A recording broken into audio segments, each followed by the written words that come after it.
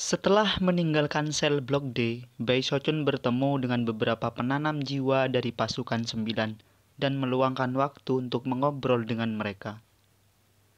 Kemudian, dia kembali ke kamarnya. Masih perlu waktu sebelum pasukan 9 kembali bertugas berpatroli. Saya harus memanfaatkan waktu untuk melakukan peningkatan semangat pada semua yang saya bisa. Bai Shochun sebenarnya bisa memvisualisasikan pemandangannya menakjubkan dirinya, menghiasi head to be dengan item yang memiliki 14 kali lipat peningkatan roh. Dia akan bersinar seperti harta karun ajaib. Dia bahkan tertawa dengan bangga sebelum membuat formasi mantra dan mengambil tindakan pencegahan lain untuk memastikan privasinya. Selanjutnya dia menggunakan sejumlah besar jiwa pendendam di pagoda penambunannya untuk menghasilkan lebih banyak lidah dari 14 api warna. Akhirnya, dia mengeluarkan kura-kura dan mulai bekerja, melakukan beberapa peningkatan. Hal pertama yang dia tingkatkan adalah patung ajaib. Setelah menerima peningkatan semangat ke-14, itu mengubah penampilan lagi. Wajah hantu di permukaan payung sekarang memiliki ekspresi misterius yang tampaknya tertawa dan menangis pada saat yang sama. Selanjutnya, di dahi wajah hantu itu ada tanda panjang yang berisi, bukan mata ketiga tapi wajah hantu lain. Melihat saja membuat Bai Shochun benar-benar terguncang. Langkah selanjutnya adalah peningkatan semangat 15 kali lipat. Itu akan membuat item ajaib di level dewa. Mata Bai Shochun bersinar cerah dan dia menjilat bibirnya. Dia tahu bahwa sekali item menerima peningkatan semangat 15 kali lipat, itu akan memancarkan aura seperti dewa. Barang-barang seperti itu langka, bahkan di Wildland. Bagaimanapun terlepas dari beberapa banyak nyala api multiwarna yang ada di Wildland, peluang keberhasilan ketika melakukan peningkatan semangat adalah sama. Karena itu, lebih umum melihat item level bawah tetapi bukan item level tinggi. Jika Bai Shochun benar-benar melengkapi dirinya dengan 14 kali lipat item yang disempurnakan, itu akan menjadi sesuatu yang tidak pernah terjadi di Wildland. Namun, itu masih sangat mengejutkan. Setelah meningkatkan internal parasol, dia melihat sekeliling dan memastikan bahwa dia tidak menarik perhatian yang tidak diinginkan, lalu melepaskan topengnya dan meningkatnya sebelum mengenakan kembali. Setelah itu dia mulai mengerjakan item sihir lagi. Dia meningkatkan haluan Zhu Yixing serta panah kuat yang telah dia kumpulkan. Dia juga meningkatkan pedang terbangnya dan beberapa benda magis penting lainnya yang dia miliki. Pada suatu saat dia teringat kembali bagaimana sutra dari klan besar telah mengenakan pakaian berharga. Tidak mau kalah, dia melakukan peningkatan semangat 14 kali lipat pada beberapa pakaian di tasnya. Itu adalah tingkat kemewahan yang jika tersebar luas tentangnya akan menyebabkan orang menjadi gila. Akhirnya Bai Shochun menemukan bahwa dia kehabisan hal untuk melakukan peningkatan semangat. Dia sekarang pada titik di mana orang-orang pasti akan menjadi gila jika mereka bisa melihat semua yang telah dia lakukan. Dia sekarang sepenuhnya dilengkapi dengan 14 item yang disempurnakan. Pada titik ini, dia pasti bisa digambarkan sedang dipersenjatai. Jika aku bertemu dengan Patriark Bai Clan Dewa sekarang, aku mungkin bisa membunuhnya jika aku benar-benar ingin. Tertawa dengan sungguh-sungguh, dia memeriksa jiwanya dan menemukan bahwa dia hanya melewati sedikit lebih dari setengah dari persediaannya. Meskipun saya tidak bisa meningkatkan basis kultivasi saya sekarang, kecakapan pertempuran saya jauh lebih tinggi dari sebelumnya. Jika saya hanya bisa menyulap nyala api 15 warna dan melengkapinya dengan 15 item roh yang ditingkatkan, maka setiap dewa yang menabrak saya akan ditingkatkan. Yaitu yang terbaik kejutan mereka sampai mati. Maka saya tidak perlu bertarung. Hahaha. Meskipun dia sangat senang, dia juga tahu bahwa memamerkan kekayaan seseorang adalah cara yang baik untuk mendapatkan masalah. Topengnya bisa menjaga rahasia level kekuatan umumnya, tetapi dia masih meluangkan waktu untuk menutupi desain emas pada semua itemnya. Dengan itu, dia duduk bersila dan menggunakan catatan penelitian Baiho untuk mulai merenungkan formula untuk nyala api 15 warna. Setelah 7 hari berlalu, selama waktu itu dia benar-benar fokus pada nyala api 15 warna. Untuk setiap klan ahli nujum, mampu menyulap nyala api 15 warna sangat penting. Meskipun catatan Baiho berisi informasi tentang nyala api 15 warna, informasi itu tidak lengkap. 15 api berwarna sangat sulit, sedemikian rupa sehingga selama 7 hari penelitian dan kontemplasi Bai Shochun dibiarkan terpana. Jika seseorang menggunakan angka untuk menggambarkan perbedaan kesulitan antara nyala api 14 warna dan nyala api 15 warna, yang pertama akan memiliki tingkat kesulitan 10 dan yang terakhir 100. Menimbang bahwa nyala api 15 warna 10 kali lebih sulit, itu berarti bahwa kedua jenis nyala api itu terpisah jauh seperti langit dan bumi. Faktanya, nyala api 15 warna seperti penghalang bagi hampir semua necromancer darat di Widland. Sukses dengan itu akan membuat seseorang menjadi ahli nujum surgawi yang hanya ada beberapa lusin di seluruh Widland. Dari itu saja bisa dilihat betapa sulitnya nyala api 15 warna untuk disulap. Sayangnya, tidak ada yang bisa dilakukan Bai Shochun selain itu untuk fokus pada penelitian dan angguirnya. Akhirnya dia mencapai titik cukup percaya diri untuk melakukan beberapa tes awal. Tetapi setelah 3 hari berlalu, dia akhirnya menarik rambutnya dengan frustasi.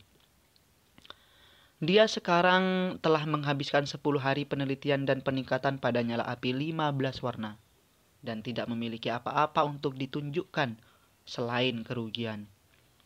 Pada saat itulah dia mendengar Kapten Pasukan 9 berbicara di luar dan dia tampak sangat gembira. Keluar dari sini, Baiho. Sesuatu yang besar sedang turun.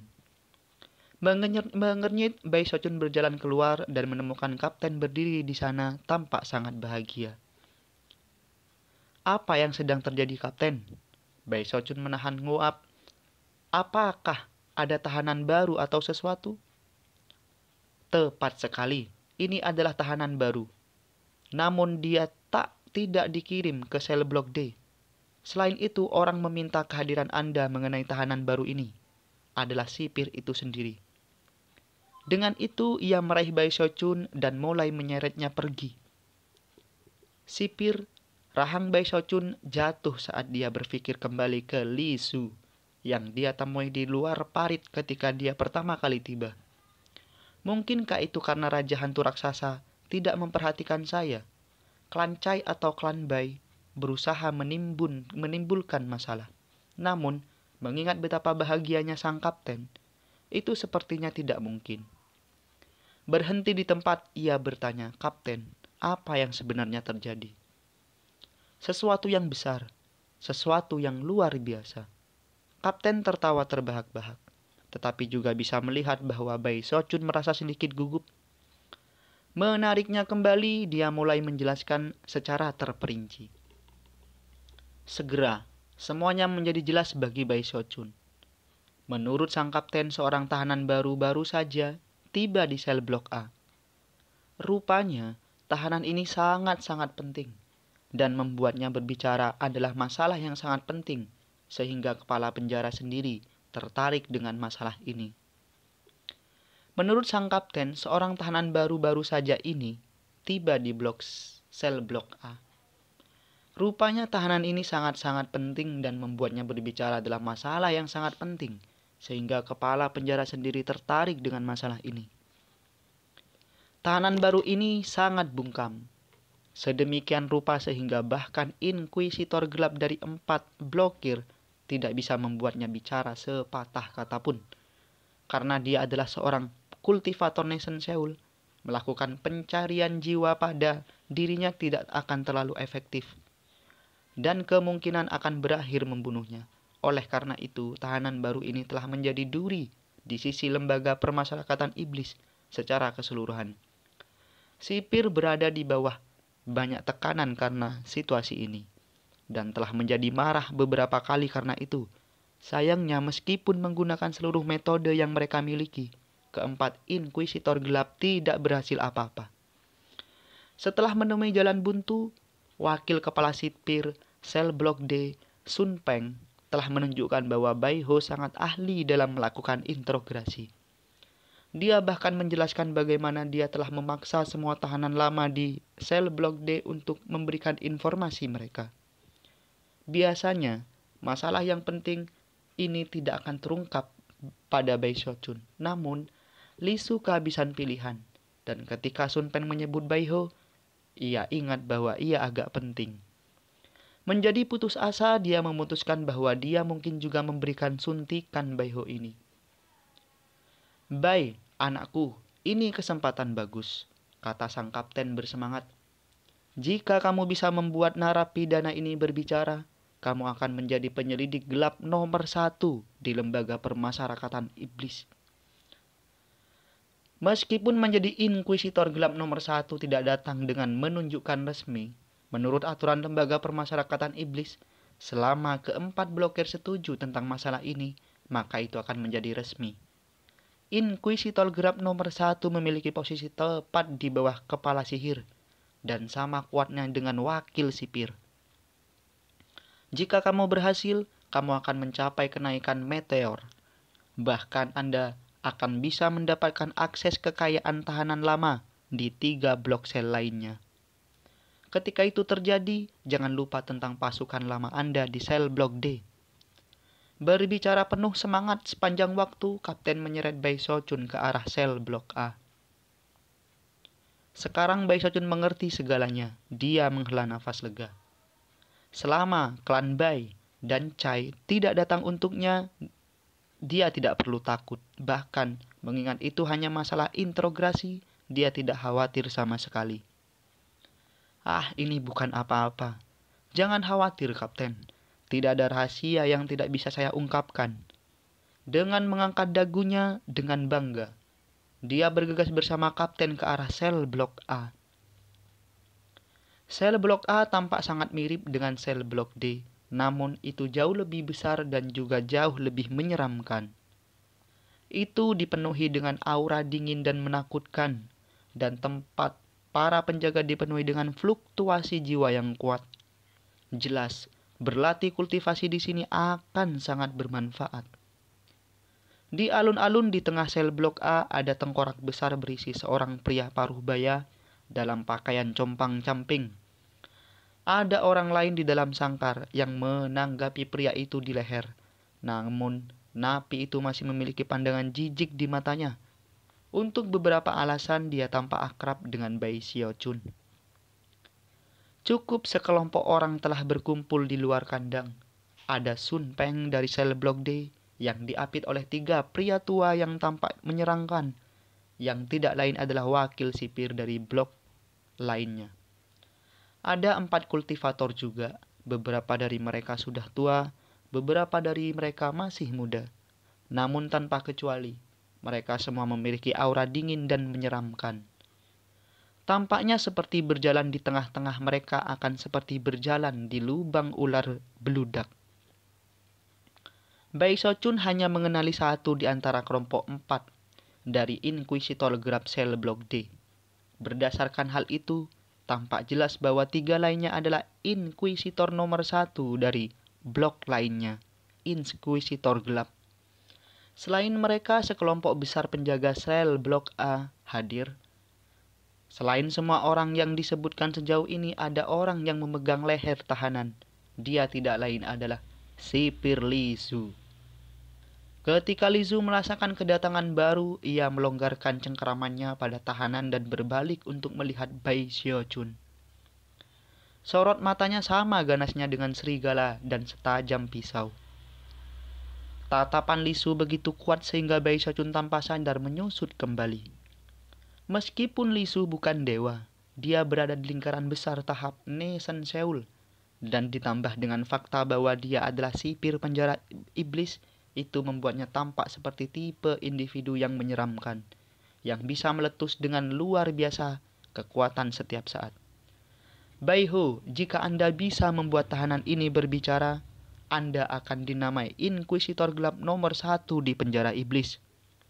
Dan jika Anda tidak bisa, maka Anda bisa keluar dari sini dan mencari tahu bagaimana menangani masalah Anda sendiri tanpa bantuan kami. Kesabaran Li Su jelas telah berkurang tipis dalam beberapa hari terakhir.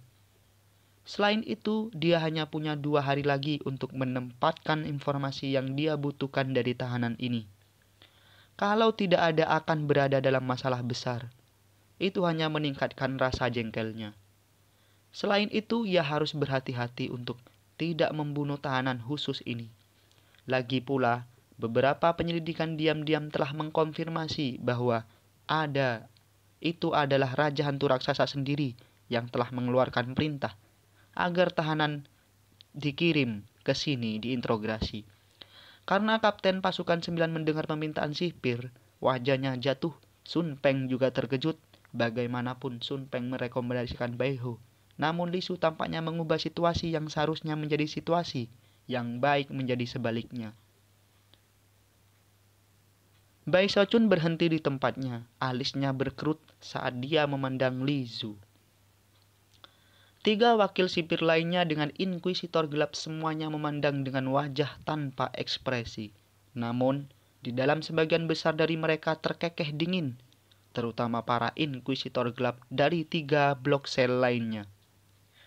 Mereka semua adalah orang yang bangga, dan mengingat bahwa mereka telah gagal dengan interogasi mereka sendiri, mereka yakin bahwa memanggil anak muda ini adalah buang-buang waktu.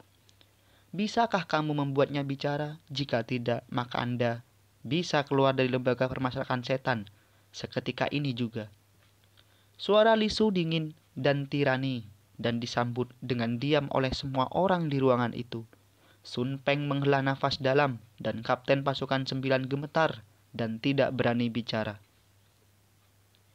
Bai Xiaochun tidak terlalu senang dengan situasi ini. Dia tahu bahwa Li Su tidak begitu menyukainya. Tetapi sepertinya dia tidak meminta untuk datang ke sini. Dia telah dipanggil. Melampiaskan kemarahannya kepadaku ya, pikirnya. Apakah dia mencoba menggunakan situasi ini sebagai alasan untuk mengusirku dari penjara iblis? Itu adalah situasi yang bermasalah. Lagi pula jika dia dikeluarkan dari penjara iblis, dia akan memiliki klan Cai dan Bai untuk diurus.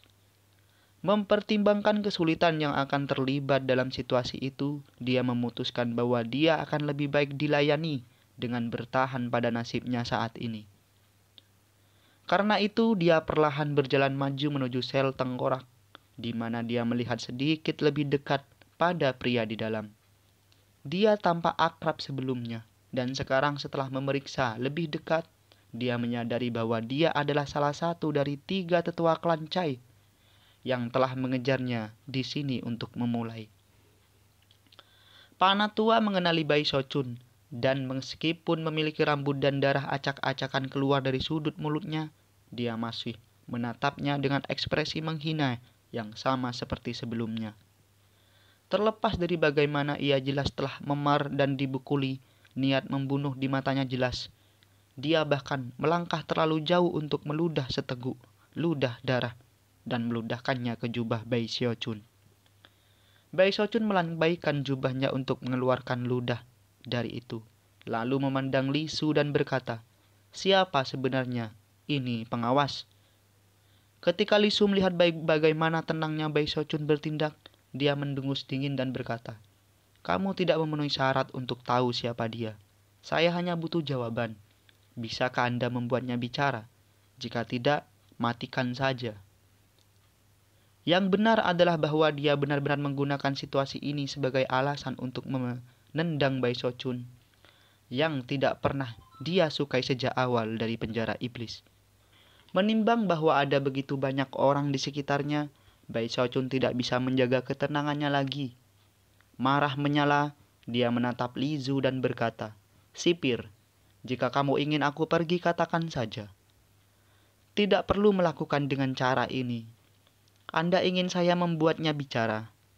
Bagaimana sebenarnya? Anda bahkan tidak akan memberitahu saya siapa dia. namun mengharapkan saya untuk melakukan interogasi yang menyeluruh. Persetan ini, jika kamu tidak ingin aku berada di sini, maka aku akan pergi begitu saja. Dia menjentikkan lengan bajunya, namun ketahuilah ini. Selain Baiho, tak seorang pun di lembaga permasyarakatan iblis akan bisa membuat orang ini berbicara. Sambil tertawa kecil, dia berbalik untuk pergi. Bai Shochun sepenuhnya menyadari bahwa kata-katanya akan menghina para inkuisitor gelap lainnya. Namun, mengingat bahwa Li Su telah menyebabkan masalah baginya tanpa alasan sama sekali, dia merasa tidak punya pilihan.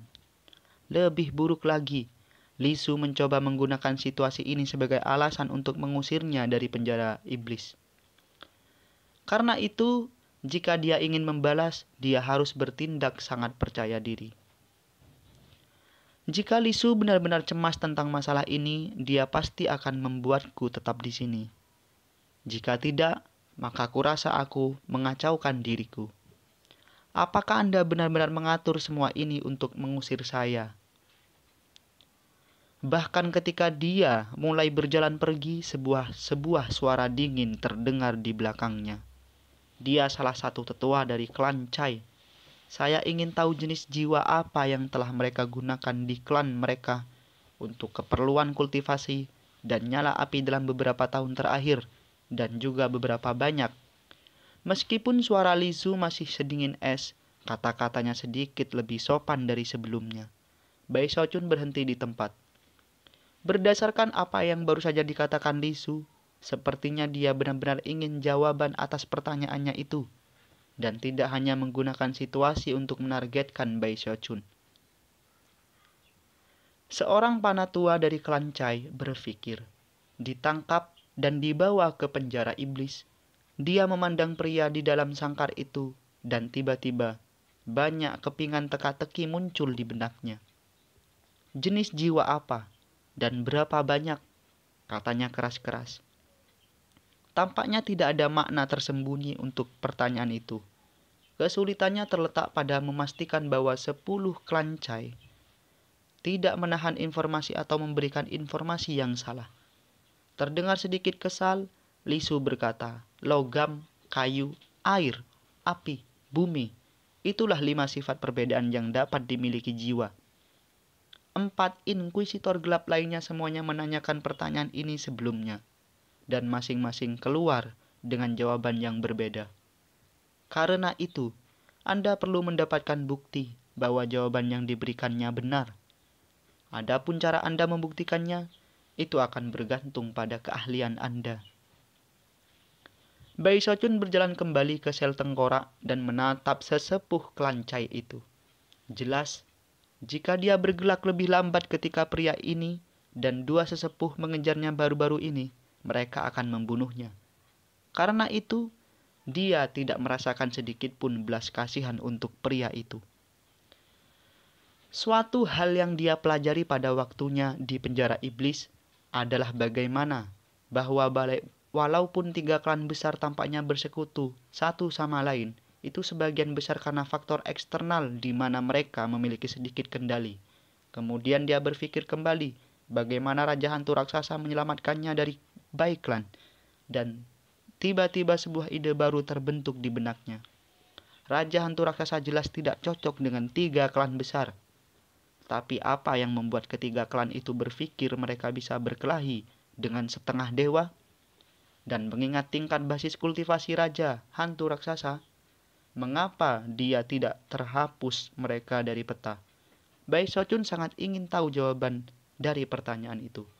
Menimbang bahwa Li Su berdiri di sana menunggu jawaban, Bai Shochun tahu dia tidak punya pilihan dalam masalah ini.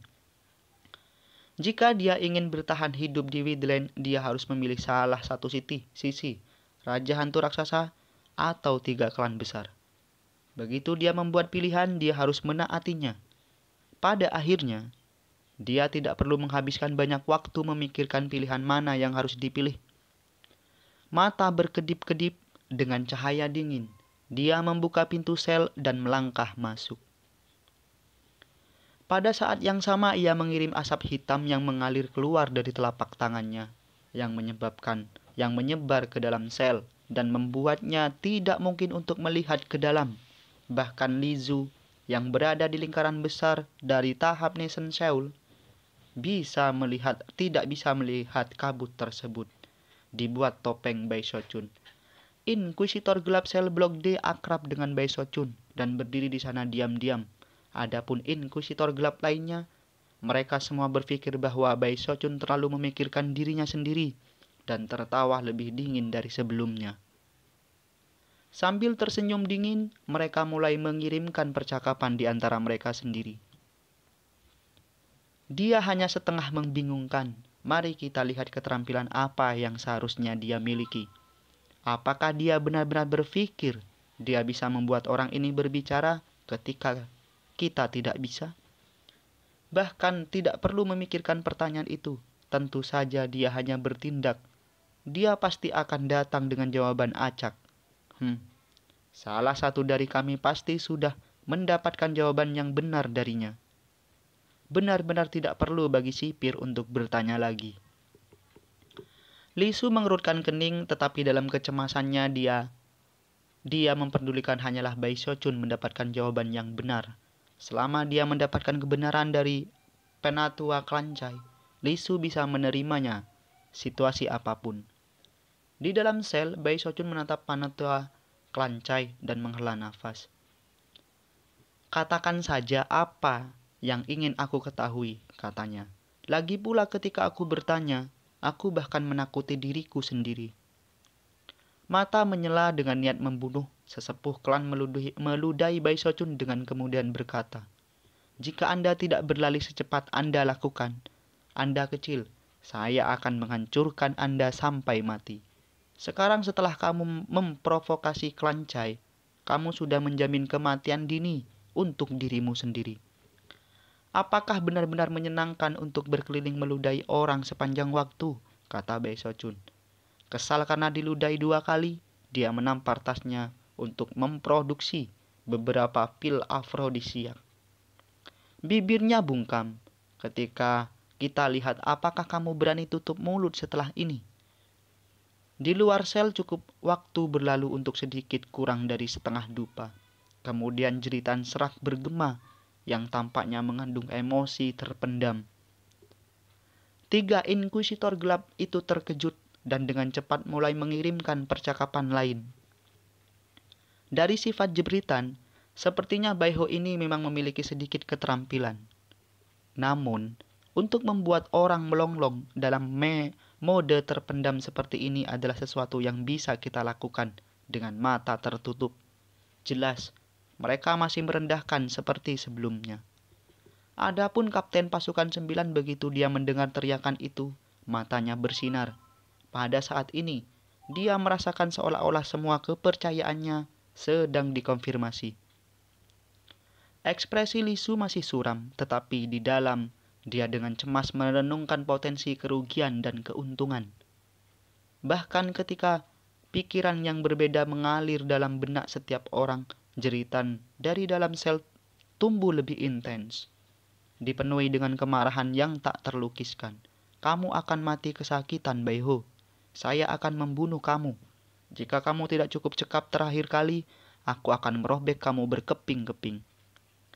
Rupanya sesepuh Klancai sedang mencoba menggunakan metode kutukan kemarahan ini untuk mengurangi rasa sakit dan siksaan yang tak terlukiskan yang dia alami. Rupanya, jeritan semakin intensif selama 1 jam penuh. Semua orang di luar sel terengah-engah, dan untuk 3 inkuisitor gelap, mereka terus bertukar pandangan kaget. Mata sipir Lisu bersinar terang, dan dengan sedikit kebutuhan untuk menyebutkan penjaga sekitarnya dari sel blok A, semua orang benar-benar terkejut. Apa yang sebenarnya dilakukan Bae Ho di sana? Bagaimana dia bisa memancing jeritan emosi yang terpendam seperti itu? Surga. Bahkan suaranya saja sangat mengerikan. Yang lebih mengerikan adalah bahwa terlepas dari berapa banyak waktu yang telah berlalu, jeritan hanya terus tumbuh lebih pahit dan kekuatan hidup korban sebenarnya semakin melimpah. Ini tidak terbayangkan.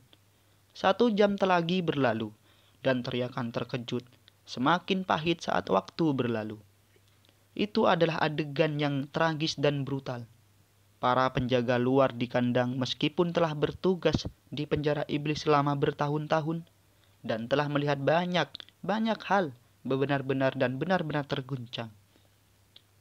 Pada titik ini, teriakan tidak lagi mengandung kutukan di Bai Xiaojun.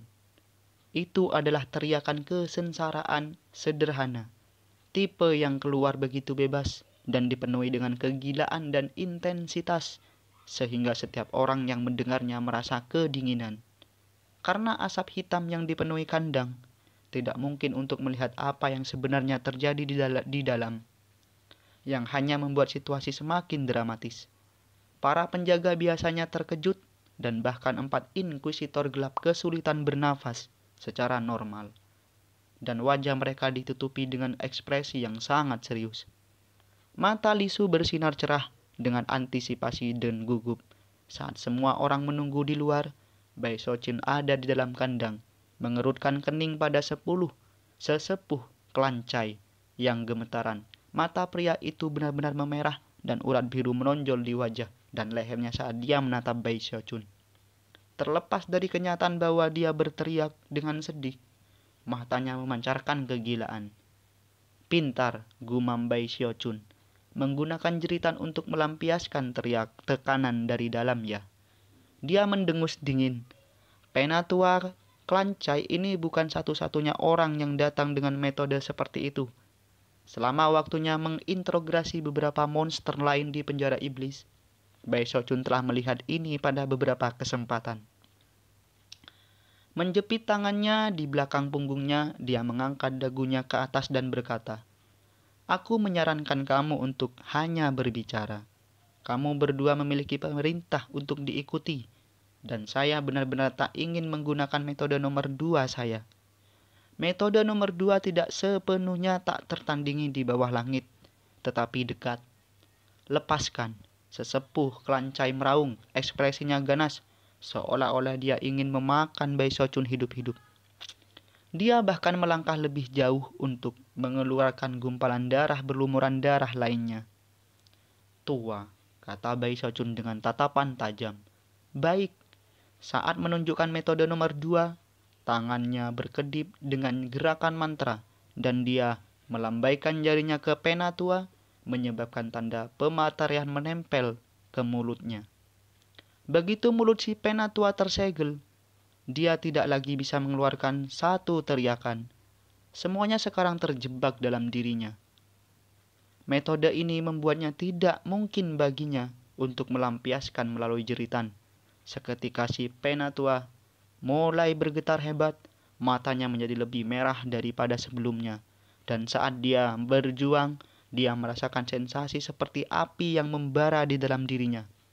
Sial baginya, tidak ada cara untuk melepaskan api itu.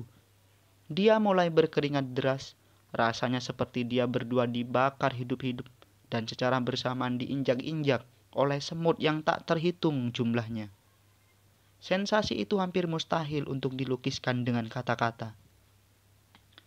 Pemandangan itu menyebabkan wajah Bai Xiaojun berkedut dan jantungnya berdebar. Namun pria ini berusaha mengejarnya dan membunuhnya.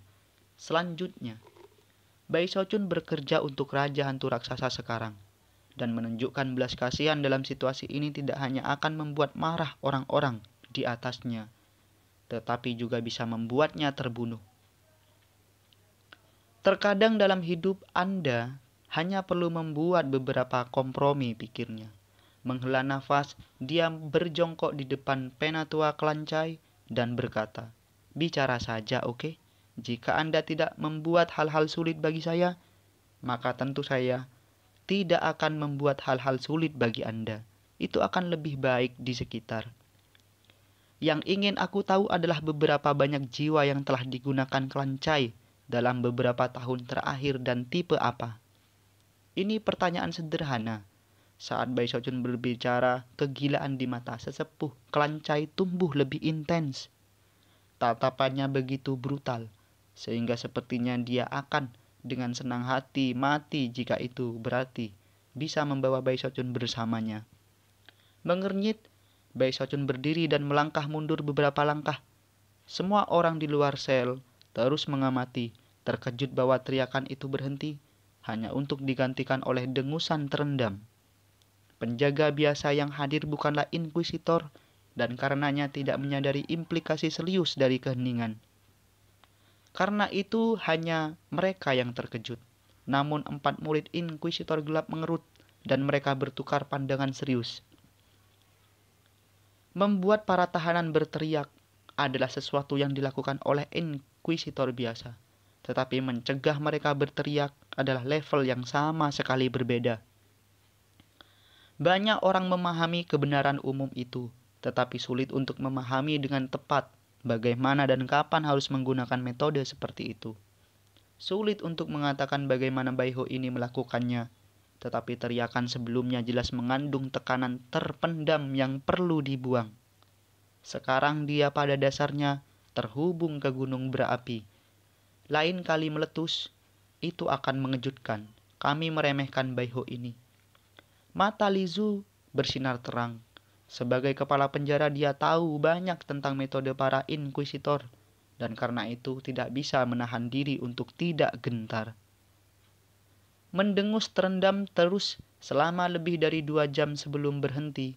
Pada saat itu kelompok di luar sel tidak bisa membantu tetapi gemetar dalam ketidakpastian tentang apa yang terjadi. Di dalam sel Bai Xiaochun menatap kaget pada sesepuh kelancai yang bergetar dan bergerak, kulitnya merah cerah. Terlepas dari kegilaan di matanya, dia masih sadar akan sekelilingnya. Menghela nafas, Bai Xiaochun menatap pria itu dengan tulus dan berkata, "Kamu telah menahan lebih lama dari siapapun yang pernah aku lihat. Baiklah, dengarkan. Saya memiliki metode nomor 3, tetapi saya benar-benar tidak ingin menggunakannya. Mengapa Anda tidak memberitahu saya apa yang Anda ketahui?" Penatua kelancai menatapnya dan mengangguk.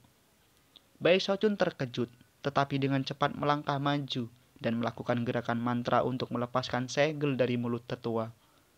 Penatua langsung berbatuk sedekuk darah yang ia arahkan ke Bai Xiaochun. Lalu dia mengeluarkan lolongan manik yang dipenuhi tawa jiwa. "Apakah hanya itu yang Anda miliki, Bai Ho? Mengapa Anda tidak mencobanya untuk ukuran? Saya akan memberitahu Anda sesuatu yang mungkin tidak Anda ketahui. Anda tahu siapa yang benar-benar membunuh ibumu? Itu adalah putri kelancai. Itu benar-benar adalah istri pertama ayahmu. Ibumu ada di tengah-tengah menjahit beberapa pakaian untukmu ketika dia meninggal. Dan biarkan aku memberitahumu, itu adalah kematian yang mengerikan." Tetua kelancai mengeluarkan serangan tertawa gila. Adapun Bai Xiaochun tremor berlari melewatinya. "Ibumu juga bukan satu-satunya yang mati. Seluruh klannya dimusnahkan. Setiap yang terakhir, bahkan gadis pelayan lainnya yang berteman dengan ibumu dieksekusi. Satu-satunya alasan kamu tidak terbunuh adalah karena kamu memiliki darah Bai klan di dalam kamu. Ibumu adalah seorang gadis pelayan, bukan siapa-siapa yang tidak berguna. Jika tidak pernah hamil, itu tidak masalah, tetapi dia hanya hamil. Dia berani terus hidup sesudahnya. Itu layak untuk dihukum mati. Orang sejati yang bertanggung jawab atas kematian ibumu adalah kamu. Jika kamu tidak ikut ibumu masih hidup." Lebih banyak tawa terkoceh keluar dari mulut tetua Cai Klan, dan matanya terbakar kegilaan. Dia tahu bahwa kata-katanya yang baru saja diucapkan akan sangat mengecewakan, tetapi dia tetap mengatakan. Bai Xiaochun menarik nafas dan matanya langsung mulai bersinar dengan niat membunuh. Tentu saja, semua orang di luar bisa mendengar apa yang baru saja dikatakan. Wajah Lisu jatuh dan dia berteriak, "Bai Ho, kamu tidak harus membunuhnya." Dia baru saja bersiap untuk melangkah maju ke sel seketika suara Bai Xiaochun bisa terdengar. "Berusaha membuatku sangat kesal sehingga aku baru saja membunuhnya. Kamu benar-benar berpikir aku akan jatuh cinta untuk itu?" Di dalam kandang mata Bai Xiaochun berkedip dengan cahaya dingin. Meskipun dia sebenarnya bukan Baiho, kata-kata yang baru saja diucapkan Klan menyebabkan kemarahan membara. Setelah berbicara, dia hanya berdiri di sana dan menatap tetua Cai Klan yang tertawa. Sorot matanya mengguncang sesepuh klan di keinti dan tiba-tiba berhenti tertawa. Mengabaikan yang lebih tua, Bai Shochun berjalan keluar dari sel, di mana ia langsung menjadi fokus semua perhatian. Li Su hendak mengatakan sesuatu, tetapi sebelum dia bisa, Bai Shochun melambaikan lengan bajunya dan berkata, "Aku butuh instrumen penyiksaan segera." "Jangan impulsif, Baiho," kata Li Su tegas. "Dia tidak harus mati sebelum mengaku." "Oh, jangan khawatir, sipir. Aku tidak akan memberinya kematian semudah itu." Cara santai Bai Shochun mengucapkan kata-kata itu membuat mereka seperti angin jahat yang menusuk ke telinga semua orang yang hadir, membuat mereka ketakutan. Li Su memandang panjang dengan keras pada Bai Shochun lalu berkata, "Instrumen penyiksaan apa yang Anda inginkan?" "Seekor anjing hitam besar," jawabnya dengan muram.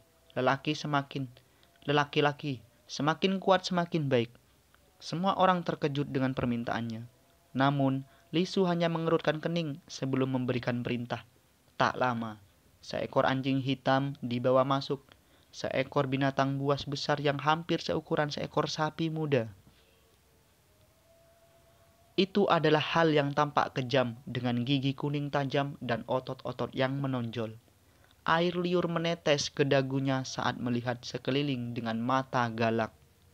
Ketika Bai Shochun melihat anjing itu, dia mengangguk dan kemudian membawanya dengan tali ke kandang. Ketika ketua Cai Klan melihat anjing itu, ekspresinya berkedip dan dia berteriak, "Apa yang akan kamu lakukan, Baiho?" "Oh, tidak apa-apa. Anda menolak memberi saya apa yang Anda ketahui, bukan? Baiklah kalau begitu. Saya akan berhenti bertanya." Sambil tersenyum dingin, dia mengeluarkan pil afrodisiak dan memberikannya kepada anjing hitam. Kemudian setelah beberapa saat berpikir, dia membuka paksa mulut tetua klan Cai yang terkejut dan mendorong segenggam penuh pil ke dalamnya. Sebelumnya dia enggan melakukan ini, tapi setelah apa yang dikatakan oleh tetua klan Cai, kebencian di hati Bai Shochun mulai terbakar, lebih panas dari sebelumnya. Ini adalah metode nomor 3, sebuah metode yang tidak dapat ditahan oleh siapapun. Jika Anda bisa menanganinya, maka ketika prosesnya selesai, kami akan menemukan hewan yang lebih ganas untuk Anda nikmati. Melihat anjing hitam yang mengeram, itu mengantamkan rasa takut yang mendalam di hati sesepuh klan Cai. Lebih lanjut, karena pil afrosidiak dalam jumlah besar yang baru saja dimasukkan ke dalam mulutnya, dia dapat mengatakan bahwa dia akan kehilangan kendali atas dirinya sendiri. Fakta bahwa Bai Shochun belum melepaskan anjing itu menyebabkan hati si tua dipenuhi dengan sensasi siksaan yang mendalam. Dia sudah menyesal, sengaja membuat kesal Bai Shochun. Untuk pertama kalinya, ekspresi keraguan muncul di mata si tua. "Dengar, mari kita bicarakan semuanya, Baiho, saya bisa." Sebelum dia bisa mengatakan hal lain, Baiho menyela, "Saya tidak ingin mendengarnya." Lalu dia melepaskan cengkeramannya pada tali anjing.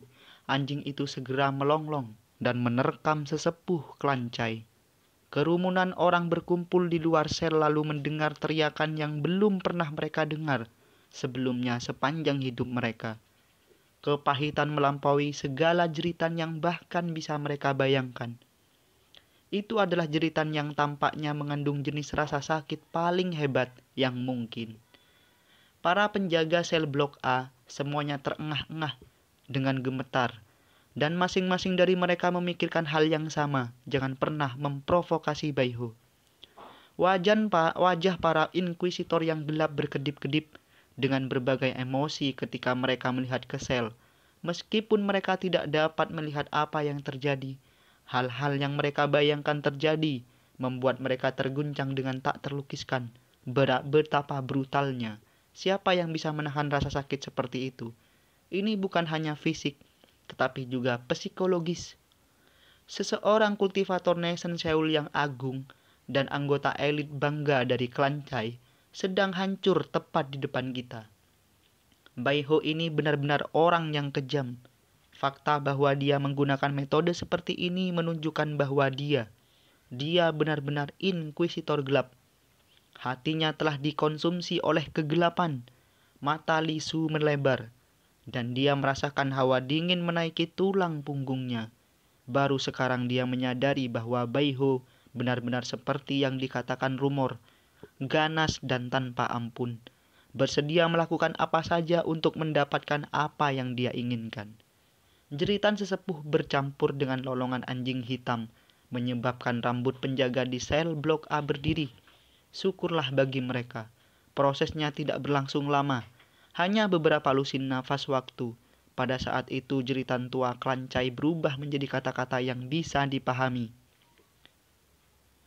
Aku akan bicara, aku akan bicara. Jiwa sebenis kayu, kami hampir tidak menggunakan jiwa tipe kayu. Hampir tidak ada. Buat itu berhenti. Buat itu berhenti. Tidak hanya sesepuh klan mengungkapkan informasi yang diminta Li Su. Dia mulai mengungkapkan lebih banyak informasi atas kemauannya sendiri. Pada akhirnya, dia menjerit putus asa saat dia menggunakan detail penting terakhir. 3 klan besar merencanakan pemberontakan. Pada titik ini, penatua klan Chai merasa sangat kesakitan, sehingga ia berharap bisa mati. Penyiksaan telah mendorongnya ke titik penghancuran, dan dia telah menggunakan semua informasi yang dia tahu. Namun, jeritan itu masih tidak berhenti. Ketika kelompok di luar sel mendengar pernyataan terakhirnya, ekspresi mereka berkedip dan mata Li Su mulai bersinar dengan cahaya yang menakutkan. 3 klan besar merencanakan pemberontakan. Apa yang memberi 3 klan besar keberanian untuk memberontak melawan Raja Hantu Raksasa? Saat semua orang terhuyung karena kaget, Bai Shochun berjalan keluar dari sel. Ekspresinya suram. Dia tidak mengatakan apa-apa. Dia hanya menatap Li Su sejenak lalu pergi. Tidak perlu baginya untuk mengatakan apapun. Semua orang telah mendengar pengakuan itu dan tahu bahwa jika apa yang baru saja dikatakan oleh tetua klan itu palsu, maka mengeluarkan kebenaran darinya tidak mungkin. Li Su menyaksikan Bai Shochun pergi. Sebelumnya dia menyembunyikan perasaan tidak enak terhadapnya. Tetapi perasaan itu hilang sekarang, digantikan oleh kegaguman yang luar biasa. Sekarang itu adalah inkuisitor gelap yang nyata. Li Su yakin bahwa sebagian besar dari apa yang dikatakan sesepuh Chai klan itu benar. Fakta bahwa ia telah mengakui pemberontakan yang terencana di pihak ketiga klan besar itu, di mana ia menjadi anggota, adalah semua bukti yang diperlukan. Keempat inkuisitor gelap mengawasi Bai Shochun saat dia pergi. Mata mereka bersinar dengan hormat. Jauh di lubuk hati mereka, mereka tahu bahwa dalam hal interogasi, keterampilannya benar-benar melampaui tingkat inkuisitor yang gelap. Pada titik ini Li Su mengendalikan pandangannya dari bentuk mundur Bai Shochun dan melihat sekeliling ruangan dengan dingin. Tidak ada yang diizinkan bicara sepatah kata pun dari apa yang mereka dengar hari ini. Wakil sipir segera menyadari gawatnya situasi dan mulai mengeluarkan perintah lebih lanjut. Lembaga permasyarakatan iblis beroperasi pada tingkat yang relatif mandiri, dan jika mereka ingin mencegah informasi pergi, itu adalah hal yang relatif sederhana. Untuk memastikan tidak ada kesalahan, Li Su memerintahkan penutupan penuh seluruh penjaga. Tidak ada yang diizinkan masuk atau keluar tanpa izin tertulis. Setelah membuat semua pengetahuan pengaturan yang diperlukan, Li Su meninggalkan lembaga permasyarakatan iblis dan menuju ke aula utama Duke Daedclear di Patung Hantu Raksasa. Adapun tetua Chai Clan, dia tidak terlalu penting lagi dan telah dibungkus dalam penjara. Bai Shochun sudah kembali ke sel blok D. dan berada di kamarnya mengerutkan kening saat dia memikirkan informasi yang telah dia pelajari dari sesepuh klan Chai. Tidak hanya dia merasa lebih simpati dari sebelumnya atas nasib Baihu, tetapi dia juga sangat ingin tahu tentang pemberontakan yang telah disebutkan. Senjata rahasia apa yang dimiliki 3 klan besar yang memberi mereka keberanian untuk merencanakan pemberontakan. Meskipun Bai Shochun belum pernah melihat seorang dewa yang sedang beraksi, dia tahu bahwa perbedaan antara dewa dan dewa sangat besar. Sebagai contoh, di Sakte Poralitas Langit Berbintang ada banyak dewa, tetapi hanya satu ahli setengah dewa. Seorang dewa dapat menghancurkan dewa dengan impunitas. Namun, 3 klan besar Jango City bersedia memberontak melawan setengah dewa. Yang jauh lebih penting adalah kenyataan bahwa daerah ini adalah rumah bagi semua klan mereka. Jika mereka berencana untuk memberontak, maka mereka harus membunuh dewa itu jika mereka berharap untuk bertahan hidup. Jelas, ada beberapa rahasia besar yang aku tidak sadari. Mungkinkah ada persekongkolan yang terjadi yang menyebabkan hantu raksasa itu menahan diri untuk tidak bertindak? Bai Shochun merasa bingung tentang situasinya, seolah-olah dia sedang mencoba mempelajari bunga dalam kabut. 3 klan besar harus memiliki sesuatu yang memberi mereka kepercayaan diri untuk berhasil. Tapi apa? Saat Bai Shochun tenggelam dalam pikirannya, Li Su menertawakan busur yang dalam kepada Duke Daedclear di aula agungnya dan patung hantu raksasa. Duke Daedclear, aku di sini untuk melaporkan tentang banyak jiwa klan Chai. Sebelum Li Su bahkan bisa menyelesaikan hukumannya, Duke Daedclear menyela, "Jangan bilang. Aku akan membawamu langsung ke Yang Mulia Raja." Duke Daedclear segera melaju menuju ke istana kerajaan yang terletak di atas kepala patung besar itu. Bersemangat, Li Su mengikuti. Tidak ada yang menghentikan mereka berdua saat mereka bergegas, dan tak lama kemudian mereka ada di sana di istana kerajaan. Di tingkat tertinggi istana ada pagoda yang menjulang tinggi dan raja hantu raksasa yang tinggi dan gelap. "Salam yang mulia." Ketika mereka berdua secara bersamaan, raja hantu raksasa berdiri di sana memandang ke bawah ke kota yang luas di bawah. Sebuah cahaya aneh bersinar di matanya, seolah-olah dia bisa melihat melalui segala sesuatu untuk mengamati semua rahasia dengan mata itu. Setelah beberapa saat berlalu, dia berkata dengan dingin, "Iya, apa hasilnya?" Li Su tidak bisa menahan diri untuk tidak gemetaran. Menenangkan dirinya, dia mengeluarkan selip batu giok yang dengan penuh hormat dia tawarkan kepada raja hantu raksasa. Tidak mungkin untuk mengatakan bagaimana dia melakukannya, tetapi raja hantu raksasa menyebabkan selip giok terbang di udara dan mendarat di tangannya. Setelah dia melihat sebentar, matanya berkilau, dan batu giok itu berubah menjadi abu.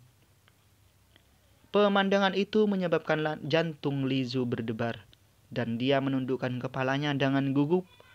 Kemungkinan dia yakin bahwa informasi dalam selip giok itu sebagian besar benar. Jika ada ketidakakuratan, dia akan menjadi orang yang bertanggung jawab. Setelah beberapa saat berlalu, raja hantu raksasa itu berkata, "Kalian berdua diberhentikan." Li Su menghela nafas lega dan memandang keluar dari sudut matanya pada Duke Daedclear. Ekspresi Duke Daedclear tidak berubah sepanjang waktu, tetapi dia juga sangat gugup selama pertemuan. Tanpa ragu-ragu, Li Su dan Duke Daedclear keduanya pergi. Setelah mereka pergi, raja hantu raksasa memandang keluar kota, melirik ke daerah di mana sesepuh Merquis berada, dan kemudian ke arah masing-masing dari 3 klan besar. Akhirnya senyum muncul di wajahnya. Jadi interogasi mengungkapkan rencana pemberontakan. Jiwa berjenis kayu paling sedikit digunakan. Seperti yang saya harapkan, 3 klan besar menggunakan masalah penerus Kaisar Neraka sebagai alasan untuk membangun jiwa. Mereka pasti tidak menahan apapun. Secara umum, kelima jenis jiwa harus digunakan relatif sama. Seharusnya tidak ada situasi di mana satu jenis jiwa jarang digunakan. Berdasarkan semua ini, tampaknya ketiga patriark itu telah menemukan detail dari teknik yang aku kembangkan. Mereka tahu tentang periode peluruhan saya. Selama periode pembusukan, basis kultivasi saya akan turun dengan cepat. Yang paling penting selama waktu itu, sejumlah besar jiwa berjenis kayu dapat digunakan untuk secara signifikan mengurangi kekuatan saya secara keseluruhan. Itu akan menjadi satu-satunya waktu mereka memiliki kesempatan untuk berhasil. Saya tahu bahwa saya dapat sepenuhnya mempercayai Dudeclear. Namun seperti untuk 4 adipati lainnya dan 10 Merquis, saya sangat penasaran untuk melihat mana yang memiliki niat jahat. Kali ini kami akan mencari tahu sekali dan untuk semua. Raja hantu raksasa tersenyum lebar dan sentuhan cemoohan bisa terlihat di matanya. Sejauh yang dia ketahui, ketiga klan besar serta bawahannya 5 adipati dan 10 Merquis, semuanya seperti serangga. Baiho ini tidak buruk, meskipun senang menyebabkan masalah, memiliki bakat luar biasa dalam sulap api. Tersenyum, Raja Hantu Raksasa terus merenungkan bagaimana menggunakan Baiho sebagai bidak dalam game kecilnya. Fakta bahwa seorang penatua dari klan Chai telah hilang tidak menyebabkan keributan besar. Klan Chai bahkan tampaknya tidak memperhatikan dan juga tidak melihat masalah ini terlalu dalam. Itu sama di Giant Ghost City, di mana kehidupan berjalan seperti biasanya. Raja hantu raksasa juga tidak melakukan sesuatu yang luar biasa. Bahkan, bagi siapapun yang tidak menyadari peristiwa yang baru saja terjadi, sepertinya tidak ada yang terjadi sama sekali. Namun, itu sangat berbeda di antara orang-orang yang tahu. Bagi mereka, sepertinya badai bencana sedang terjadi. Orang-orang di penjara iblis yang telah mendengar pengakuan sesepuh Chai Clan semuanya sangat gugup dan tidak berani membahas masalah ini. Mereka hanya menunggu untuk melihat apa yang akan terjadi selanjutnya. Sudah sebulan penuh, pikir Bai Xiaochun, mengapa pertempuran belum dimulai? Dia telah memperhatikan situasi dengan amat. Namun bahkan setelah sebulan penuh, baik 3 klan besar maupun Raja Hantu Raksasa tidak bergerak. Bahkan jika klan Chai awalnya tidak menyadari bahwa salah satu tetua mereka ditangkap, mereka pasti sudah tahu sekarang. Mereka harus tahu bahwa dia mengungkapkan informasi tentang pemberontakan. Tapi mereka belum bergerak, dan Raja Hantu Raksasa belum mengatakan mengintip. Mungkinkah mereka masih saling merasakan satu sama lain? Dia menggaruk kepalanya dengan kebingungan dan tidak bisa menahan perasaan jijik terhadap Raja Hantu Raksasa. Tidak mungkin banyak dewa lumpuh ini. Jika saya adalah seorang dewa, saya hanya akan menghapus ketiga klan besar.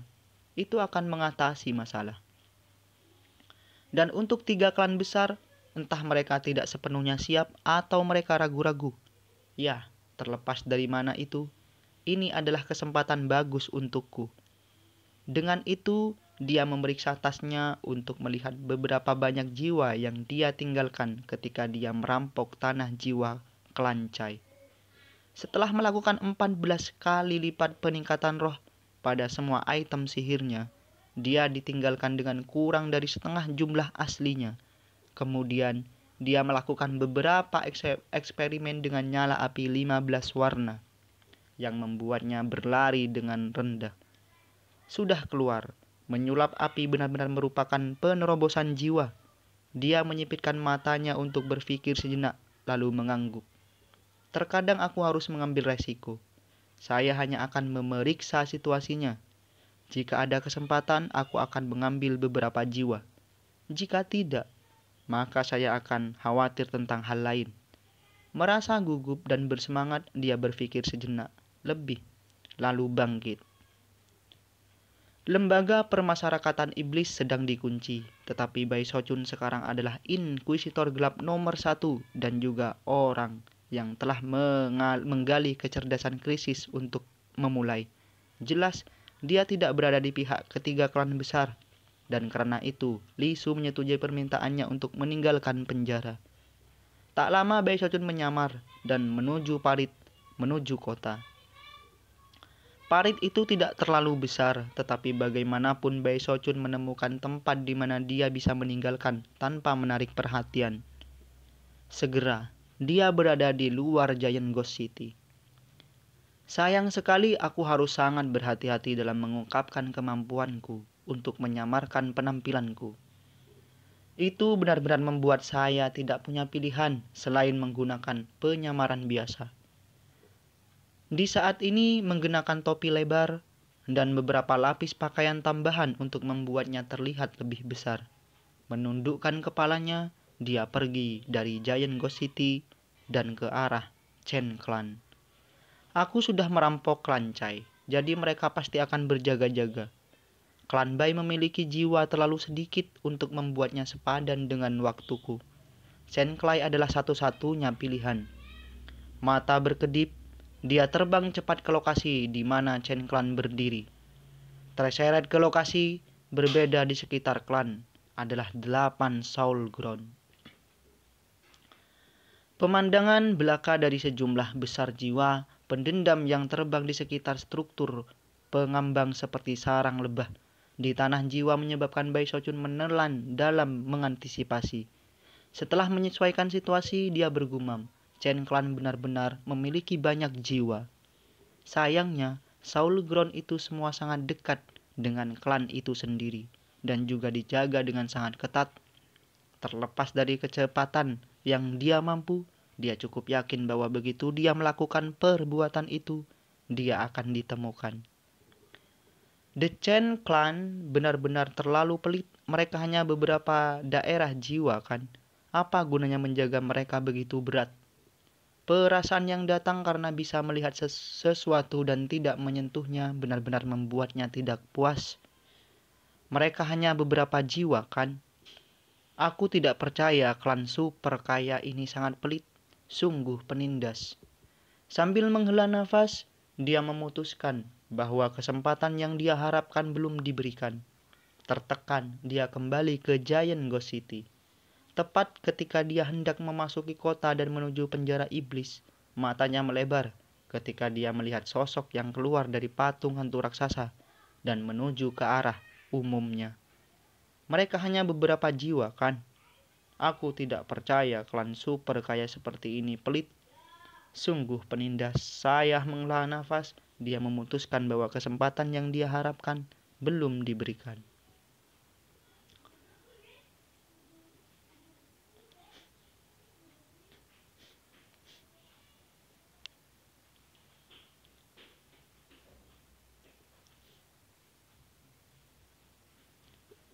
Meskipun jaraknya sangat-sangat jauh, mengingat tingkat basis kultivasinya, Bai Shochun dengan mudah dapat menentukan bahwa ia sedang melihat Duke Daedclear.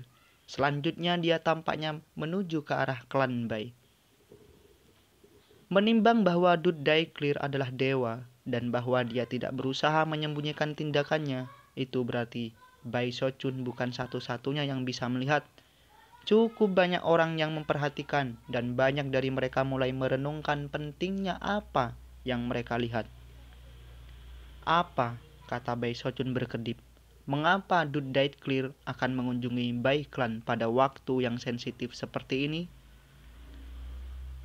Meskipun Bai Shochun terkejut, dia tidak terlalu memikirkannya dan melanjutkan perjalanannya. Hari sudah mulai gelap, tapi jalan-jalan di kota masih ramai. Pada titik tertentu, ketika dia hanya sekitar setengah jalan ke parit, cahaya cemerlang tiba-tiba mulai bersinar dari patung hantu raksasa.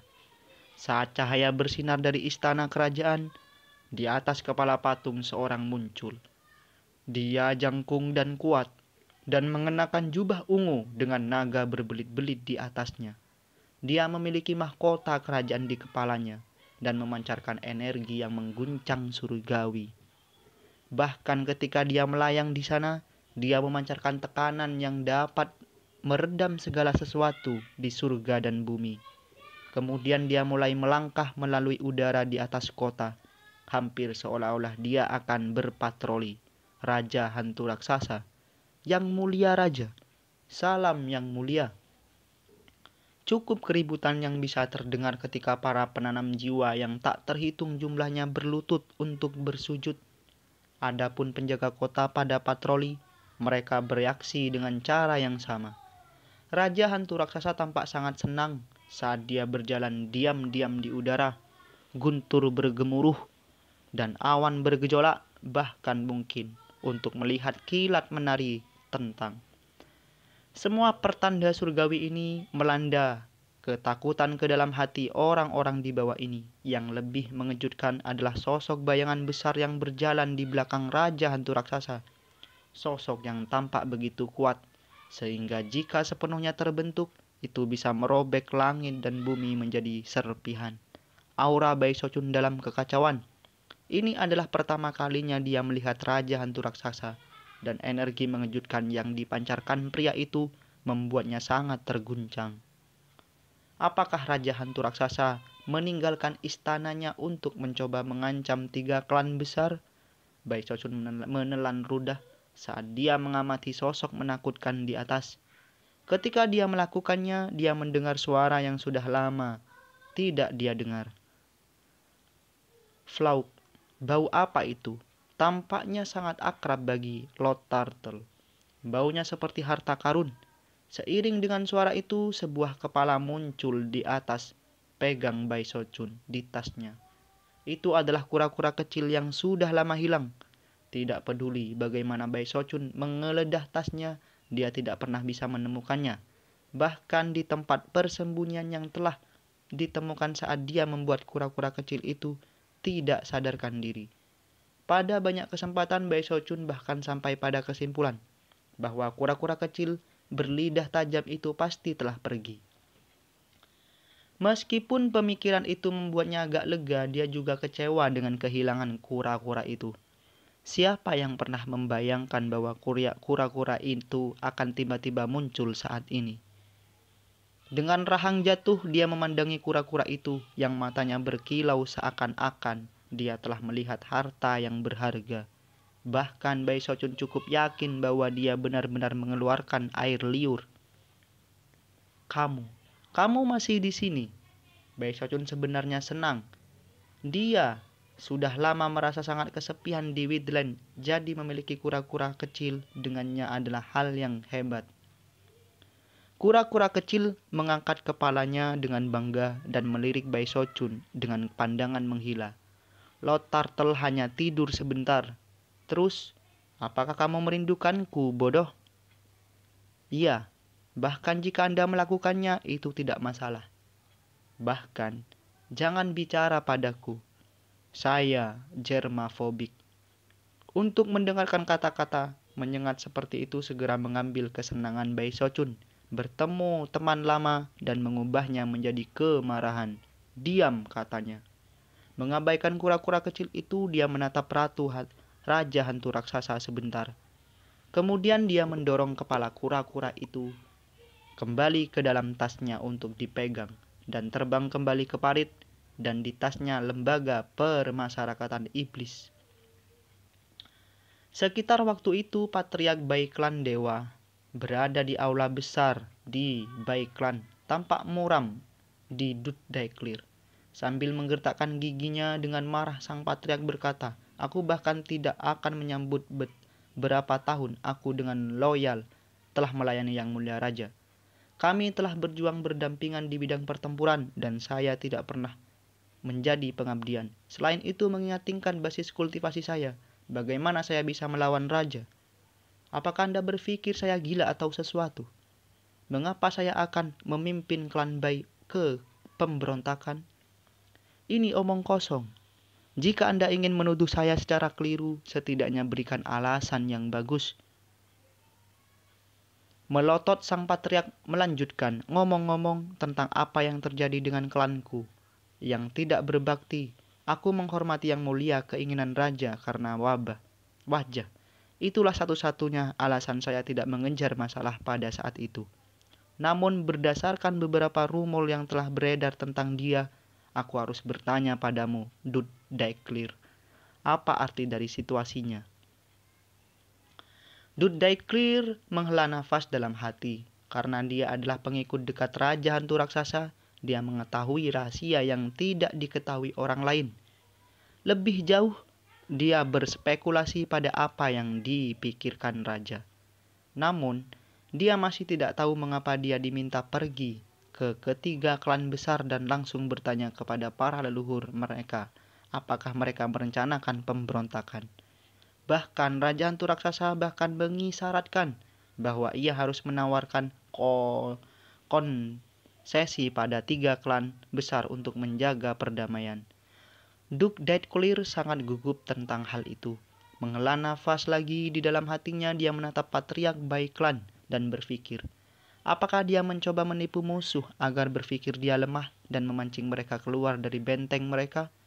Atau apakah dia benar-benar mencapai periode pembusukan?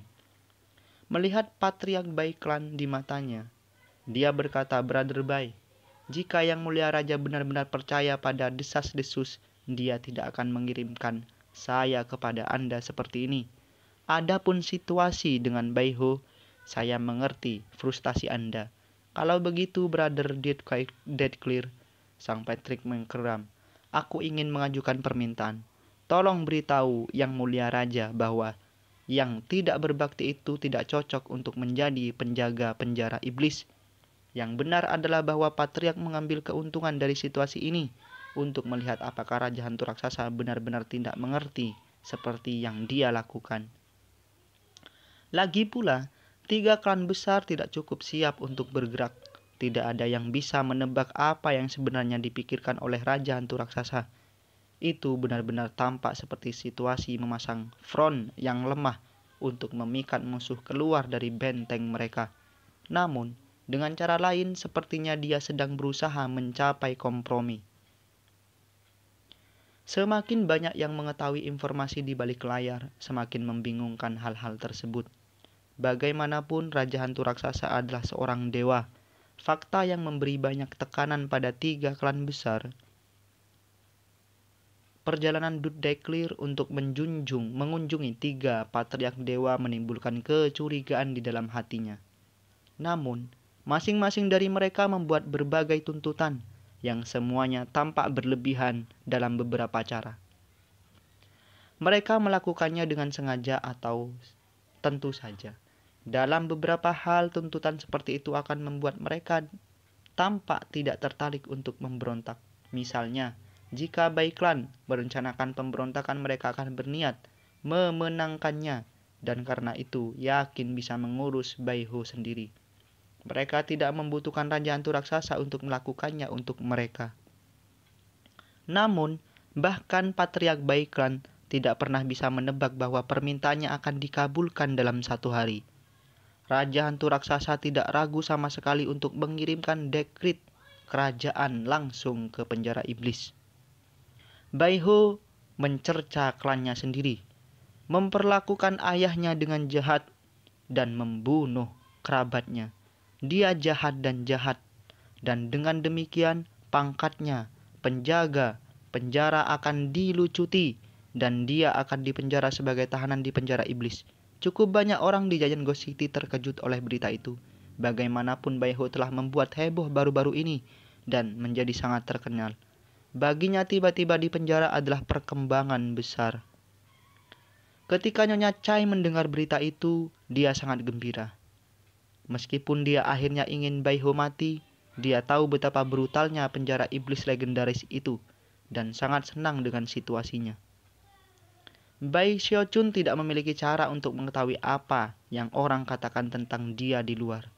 Dia sedang duduk di kamarnya bermeditasi ketika wakil sipir Sun Peng dan penjaga sel Blok D mengelilingi tempat tinggalnya tanpa peringatan. Bai Xiaochun sangat terpana sehingga dia tidak tahu bagaimana harus bereaksi. Rasanya seluruh dunia telah terbalik ke titik di mana dia merasa ingin menangis. Pasti ada kesalahan. Dia berkata dengan suara gemetar, melihat sekeliling pada semua wajah yang dikenal di antara para penjaga. Para penjaga sel Blok D semuanya baik-baik dengan Bai Xiaochun dan sedikit ragu. Belas kasihan dan emosi campuran lainnya di mata mereka jelas. Namun, mereka tidak berani menentang keputusan kerajaan dan tidak bisa melakukan apa selain menghela nafas dan berpegangan tangan pada Bai Xiaochun. Kami benar-benar tidak punya pilihan dalam masalah ini, Brother Bai Ho. Hanya bertahan, Bai Ho. Anda tidak pernah tahu Yang Mulia Raja mungkin akan tenang setelah sedikit berubah pikiran. Kemudian Kapten Pasukan 9 dengan keras menyatakan, "Jangan khawatir, Bai Ho. Anda akan dikurung di sel blok D dan kami semua seperti keluarga besar. Judul Anda berubah, itu saja. Kami, penjaga, akan memastikan tidak ada orang di blok sel yang menyebabkan masalah untukmu." Jelas, Kapten merasa sangat tidak nyaman dengan situasi tersebut. Semua penjaga lain mengangguk setuju. Lagi pula mereka semua mendapat manfaat dari interogasi yang dilakukan Bai Xiaochun baru-baru ini.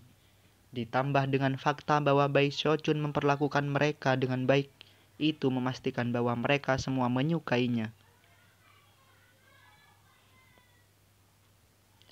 Mereka tidak bisa menentang keputusan kerajaan, tetapi bisa menggunakan otoritas mereka di sel blok D untuk memastikan bahwa Bai Xiaochun mudah. Wakil sipir Sun Peng berdehem dan berkata, "Itu hanya pakaian ganti, Bai Ho. Kami akan mengurus semua kebutuhan harian Anda, jadi tidak akan banyak perubahan dalam hal itu.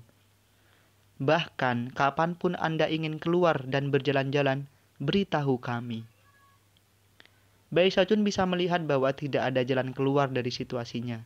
Dia tertekan, tetapi semua orang memperlakukannya dengan sangat baik sehingga menghangatkan hatinya.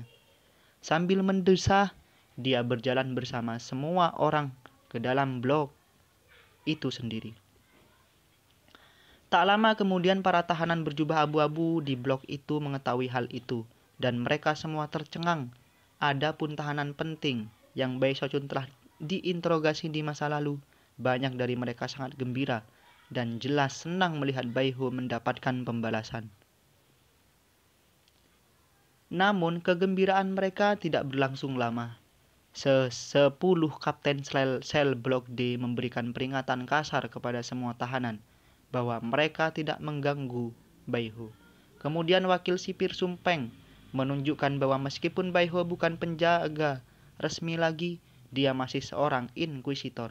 Pada saat itu, para tahanan mengabaikan pemikiran untuk membalas dendam. Sebagian besar dari mereka khawatir sebenarnya akan lebih baik baginya untuk tetap sebagai penjaga. Saat itu, ia hanya masuk ke blok sel saat berpatroli. Tapi sekarang, dia akan berada di sana bersama mereka sepanjang waktu. Pikiran tentang apa artinya itu jika mereka akhirnya menyinggung perasaannya itu menakutkan. Paling keterlaluan dari semua itu, para penjaga tidak menyegel basis kultivasinya.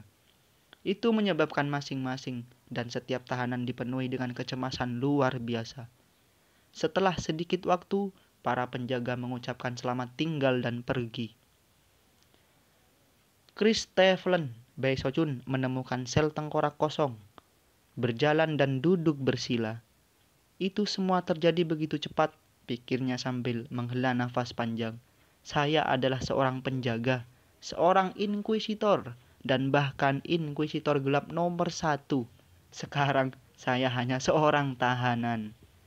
Apakah itu semacam lelucon?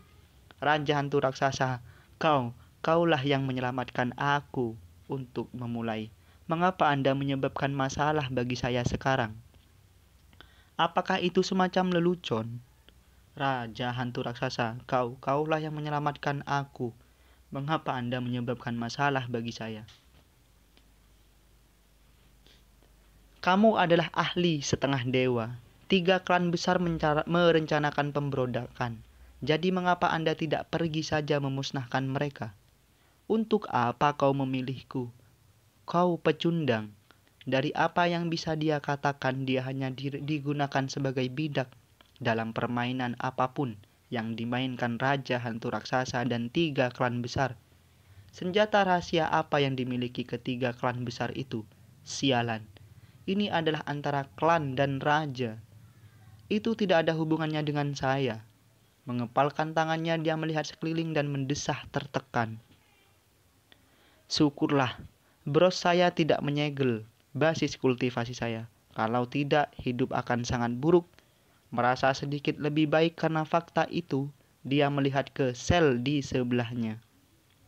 Di dalamnya duduk seorang lelaki tua dengan wajah tanpa ekspresi yang menampilkan tanda lahir merah yang menonjol. Baik Sochun ingat pria tua ini dari belakang ketika kapten pertama kali menunjukkannya berkeliling. Rupanya dia telah menyinggung Raja Hantu Raksasa dan akhirnya dikurung selama lebih dari 200 tahun. Berharap untuk bersimpati dengan sesama korban, Bai Sochun tiba-tiba berkata, "Hei, rekan Dawis, saya mendengar Anda menyinggung Raja Hantu Raksasa. Ai, saya kira Anda dan saya berada di kapal yang sama." Orang tua itu tidak bereaksi sama sekali. Entah dia belum mendengar atau pura-pura tidak. Basis kultivasi Anda tersegel. Jadi mengapa Anda duduk bermeditasi sepanjang waktu? Apa gunanya?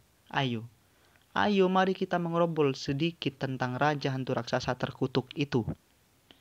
Dia bukan siapa-siapa yang benar-benar tidak berharga. Meskipun begitu, lelaki tua itu tetap tidak bergerak dalam meditasi. Merasa kesal, Bai Sochun berkata, "Baik, anggap saja kamu tidak mendengarkanku. Apa yang menakjubkan tentang itu?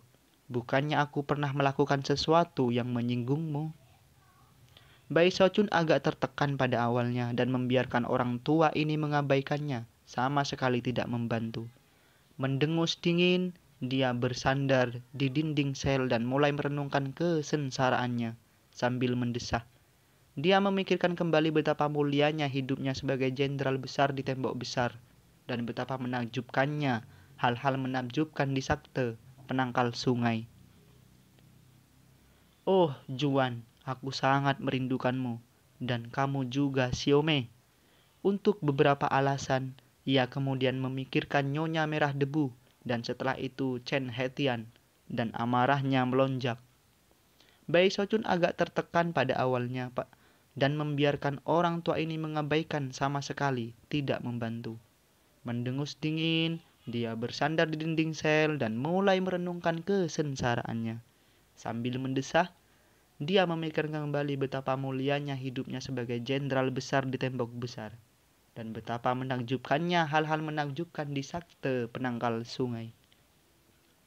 "Oh, Junwan, aku sangat merindukanmu dan kamu juga, Xiaomei." Untuk beberapa alasan ia kemudian memikirkan Nyonya Merah Debu dan setelah itu Chen Hetian dan amarahnya melonjak. Namun, duduk di sekitar Mopeng tidak akan ada gunanya. Jadi setelah sedikit waktu berlalu, dia duduk bersila dan mulai memikirkan apa yang harus dia lakukan selanjutnya. Sayangnya tidak peduli bagaimana dia merenungkan situasinya, dia tidak dapat menemukan ide. Dia sudah lama menguji hak kematiannya dan menemukan bahwa itu tidak berguna di dalam penjara iblis seperti di labiran dekat tembok besar. Sekarang dia adalah seorang tahanan. Rasanya seperti dia benar-benar kehilangan harapan. "Sialan Raja Hantu Raksasa," katanya dengan gigi terkatup, dan klan Bai juga. "Mereka semua bukan siapa-siapa, yang tidak berharga. Jika 3 klan besar memberontak dan menang, maka mereka pasti akan datang dan membunuhku. Jika mereka mencoba, maka saya hanya akan menggunakan jiwa dewa saya untuk bertarung dengan cara bebas." Sebuah sinar sengit muncul di matanya. "Jika Raja Hantu Raksasa menang, maka mungkin aku akan memiliki kesempatan untuk keluar dari sini. Kapten dan wakil sipir Sun mungkin bisa berbicara untukku dan mungkin bahkan sipir Li." Bai Sochun memijat pangkal hidungnya saat dia merenungkan 2 kemungkinan hasil. Yang terakhir akan menjadi pilihan yang lebih disukai, sedangkan yang pertama akan membuat sulit untuk menghindari kematian. Gagasan tentang mati dalam perkelahian membuat Bai Sochun begitu bersemangat sehingga dia mulai gemetaran. Kalian memaksa tanganku mengambil nafas dalam-dalam. Dia menutup matanya untuk bermeditasi. Lagi pula, hal terbaik yang harus dilakukan dalam situasi ini adalah menjaga dirinya dalam kondisi prima. Dengan begitu, dia akan siap untuk bergerak pada saat itu juga.